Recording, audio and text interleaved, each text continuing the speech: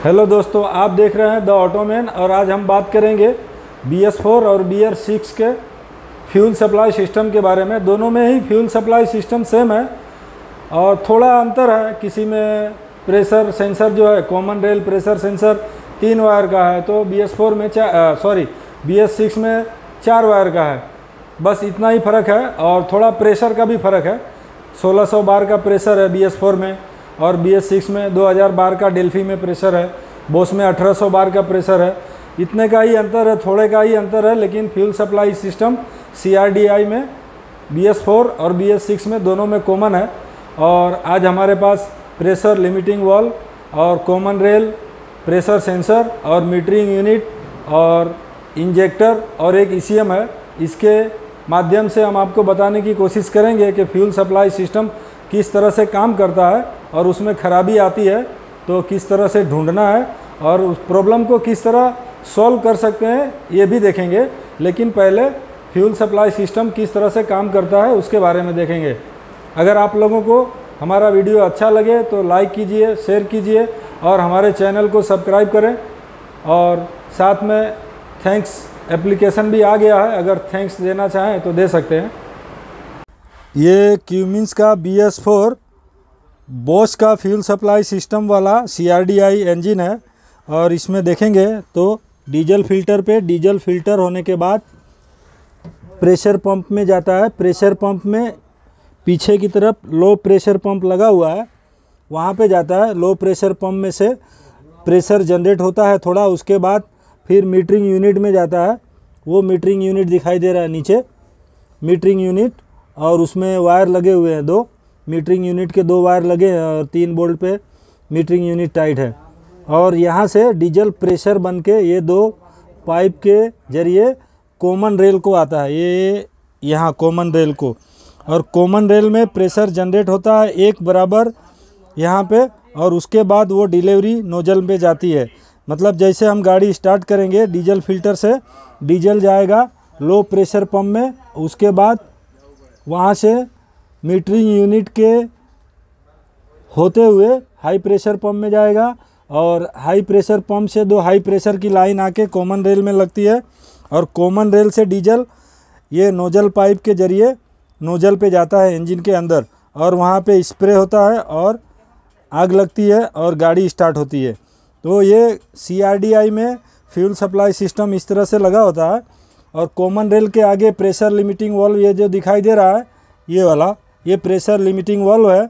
और common rail के पीछे की तरफ ये जो दिखाई दे रहा है ये कॉमन रेल प्रेशर सेंसर है जिसमें वायर लगता है। ये कॉमन रेल पे फ्यूल का कितना प्रेशर है वो बताने का काम करता है।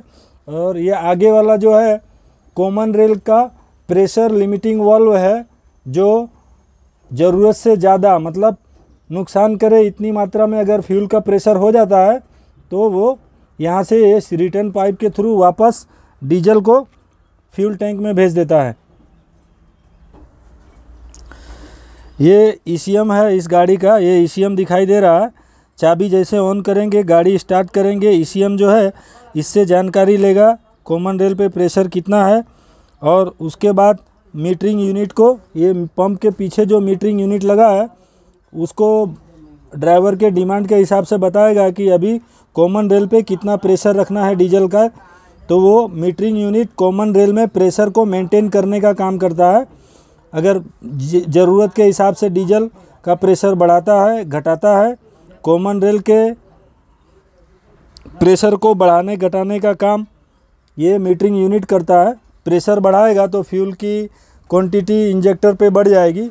और BS4 की गाड़ी है तो इसमें मैक्सिमम 1600 बार का प्रेशर कॉमन रेल पे जनरेट होता है। उससे अधिक होगा तो प्रेशर लिमिटिंग वाल्व फ्यूल को रिटर्न कर देगा रिटर्न लाइन के ज़रिए। और ज़रूरत पड़ने पे अगर प्रेशर एक्सीलेटर छोड़ दिए हैं तो प्रेशर कम करना है तो भी मीटरिंग यूनिट वहीं से डीजल को रिटर्न कर देगा। हाई प्रेशर पंप को डीजल कम देगा या बंद कर देगा, जिससे जल्दी से जल्दी कॉमन रेल में डीजल का प्रेशर कम हो जाएगा।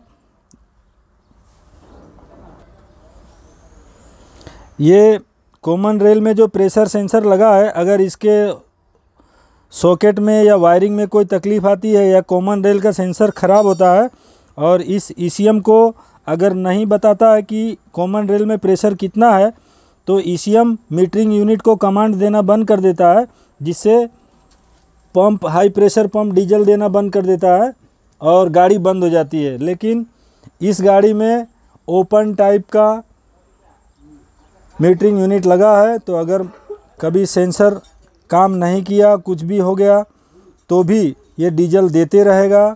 तो ये भी समस्या आती है। तो अभी हम देखेंगे कि ये समस्या आती है तो उससे क्या करना चाहिए। अभी हमने देखा फ्यूल टैंक से डीजल फिल्टर होने के बाद फिल्टर में से लो प्रेशर पंप में जाता है, लो प्रेशर पंप में से मीटरिंग यूनिट से होते हुए डीजल हाई प्रेशर पंप में जाता है, हाई प्रेशर पंप से कॉमन रेल में जाता है और कॉमन रेल से इंजेक्टर पाइप से होते हुए इंजेक्टर में जाता है और फ्यूल स्प्रे होता है पिस्टन के ऊपर और गाड़ी स्टार्ट होती है। कॉमन रेल में अभी हमने देखा कि आगे की तरफ ये वाल लगा हुआ था, इतना सिरा बाहर दिख रहा था, ये अंदर से इस तरह होता है। कॉमन रेल में नुकसानकारक मात्रा में फ्यूल का प्रेशर बढ़ने पर ये फ्यूल को रिटर्न लाइन में वापस भेजने का काम करता है। इसे PLV प्रेशर लिमिटिंग वाल्व बोलते हैं। ये कॉमन रेल के दूसरे सिरे में लगता है और इसमें वायर लगता है। कॉमन रेल प्रेशर सेंसर का वायरिंग सॉकेट लगता है। कॉमन रेल पे डीजल का प्रेशर कितना है ये ईसीएम को बताने का काम करता है और ये कॉमन रेल के पीछे की तरफ लगता है। BS4 में 3 वायर का लगा हुआ है और अगर BS6 की गाड़ी है तो 4 वायर का होगा। अगर एक वायर बढ़ जाता है तो ये डीजल का प्रेशर बताने के साथ साथ डीजल का टेम्परेचर बताने का भी काम करेगा। BS6 में ये मीटरिंग यूनिट है, हाई प्रेशर पंप के पीछे लगता है और ये इसका वायरिंग सॉकेट यहाँ पे लगता है। लो प्रेशर पंप में से डीजल, लो प्रेशर का डीजल जनरेट होने के बाद हाई प्रेशर पंप में जाने से पहले इसमें से होके गुजरता है। ये एक्चुएटर है, ईसीएम इसको कमांड देता है कि डीजल अब इतनी मात्रा में हाई प्रेशर पंप में जाना है और उसके बाद फिर कॉमन रेल पे जाना है। मतलब कॉमन रेल पे डीजल का प्रेशर कम रखना है, ज़्यादा रखना है, कितना मेंटेन रखना है डिमांड के हिसाब से, वो देखने का काम मीटरिंग यूनिट करता है ईसीएम से सिग्नल मिलने के बाद। रेल प्रेशर सेंसर अगर ख़राब होता है, ये इसके पिन जल जाते हैं या मुड़ जाते हैं या टूट जाते हैं या सेंसर ख़राब होता है या सॉकेट ढीला हो जाता है या निकल जाता है या वायरिंग टूट जाता है, तो ईसीएम को सिग्नल नहीं जाएगा कि कॉमन रेल के अंदर कितने बार का प्रेशर है। तो ईसीएम क्या करेगा, ईसीएम को पहले से कमांड किया हुआ है तो मीटरिंग यूनिट को कमांड देना बंद कर देगा। ये मीटरिंग यूनिट 2 टाइप के आते हैं, एक क्लोज टाइप और ओपन टाइप। अगर रेल प्रेशर सेंसर ईसीएम को जानकारी नहीं देता है कि कॉमन रेल पे डीजल का प्रेशर कितना है, तो मीटरिंग यूनिट ओपन टाइप है तो डीजल देते रहेगा गाड़ी स्टार्ट होने तक या अनियंत्रित ज़्यादा डीजल देगा। और ओपन टाइप मीटरिंग यूनिट में गाड़ी रेल प्रेशर सेंसर ख़राब होने से बंद नहीं होती है, चालू ही रहती है और डीजल का प्रेशर ज़्यादा हो जाता है, अनियंत्रित रहता है। अगर मीटरिंग यूनिट क्लोज टाइप है, मतलब जब तक उसमें करंट नहीं जाएगा तब तक वो डीजल हाई प्रेशर पंप को जाने नहीं देगा। अगर इस तरह का है तो कॉमन रेल का सेंसर अगर कभी ख़राब होता है या वहाँ से जानकारी ईसीएम को नहीं आती है कि कॉमन रेल पे डीजल का प्रेशर कितना है, तो ये गाड़ी बंद हो जाएगी। और ओपन टाइप रहेगी तो गाड़ी स्टार्ट रहेगी लेकिन नॉकिंग भी करेगी, डीजल का प्रेशर कॉमन रेल पे ज़्यादा भी बताएगा, जिससे समस्या खड़ी होती है। तो अगर पता करना है कि ओपन टाइप है या क्लोज टाइप है, अगर रेल प्रेशर सेंसर ख़राब होता है तो गाड़ी बंद हो जाती है। इसका वायर यहाँ पे लगता है, 2 पिन का वायर रहता है। मीटरिंग यूनिट अगर ओपन टाइप है तो उसका वायर निकाल देंगे तो भी गाड़ी स्टार्ट रहेगी, बंद नहीं होगी। और मीटरिंग यूनिट अगर क्लोज टाइप का है तो मीटरिंग यूनिट का जैसे वायर निकालेंगे गाड़ी बंद हो जाती है।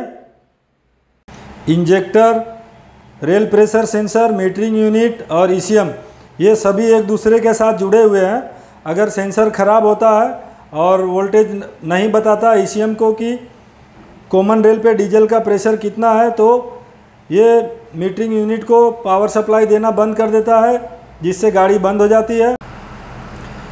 इंजेक्टर को डीजल कब स्प्रे करना है वो ईसीएम उसको वोल्टेज देके सिग्नल देता है, तभी इंजेक्टर फ्यूल स्प्रे करता है। इसलिए इंजेक्टर भी एक्चुएटर है, मीटरिंग यूनिट भी एक्चुएटर है, और रेल प्रेशर सेंसर वो सेंसर है, वो सिर्फ सेंस करके जानकारी ईसीएम को देता है।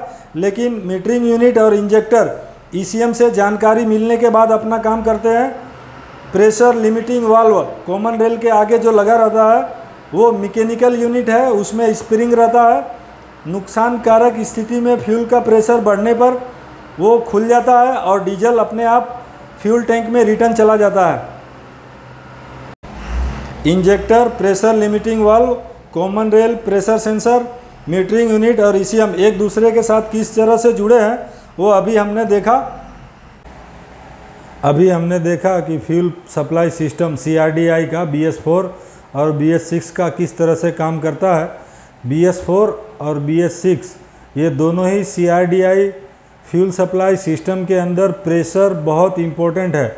अगर 300 बार का प्रेशर अगर जनरेट नहीं होता है तो इसके इंजेक्टर फ्यूल इंजेक्ट नहीं करेंगे, गाड़ी स्टार्ट नहीं होगी।